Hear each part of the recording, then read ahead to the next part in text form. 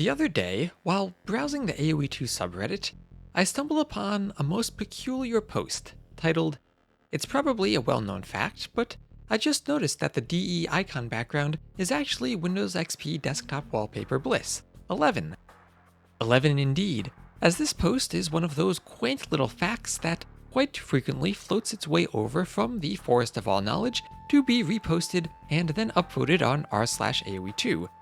But while I had been passingly aware of this curious little phenomenon, I had been blissfully ignorant as to the gross extent of its popularity, a gap in knowledge illuminated for me by reading the most upvoted comment. Check out the top-rated post on this subreddit. Upon seeing this comment, I found myself dumbfounded with conflicting feelings of not just understanding, but also bewilderment. Without even looking, I had learned exactly which post was the most upvoted, but I couldn't believe it. So I set myself upon finding the first instance of this Windows XP fact on the subreddit.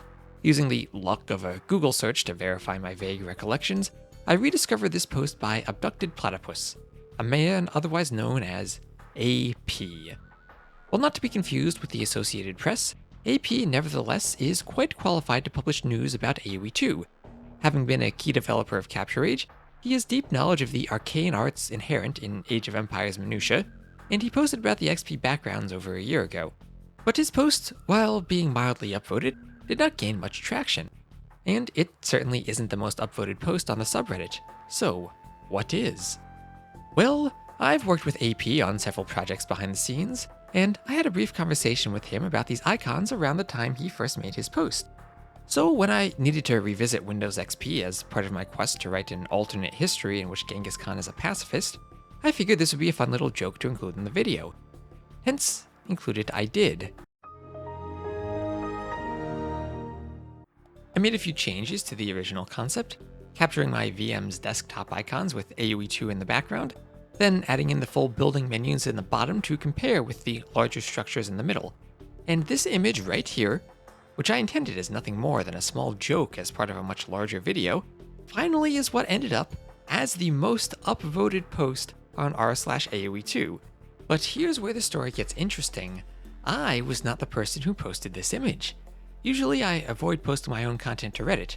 I figured generally if I make quality videos, they'll simply be shared around naturally. Instead, a user by the name of Inan C. Mustafa, to whom I apologize for almost assuredly mispronouncing their name, either took this screenshot from my video or found it somewhere already floating around the internet. Then they posted it to the subreddit, where it proceeded to get more upvotes than any other content ever posted.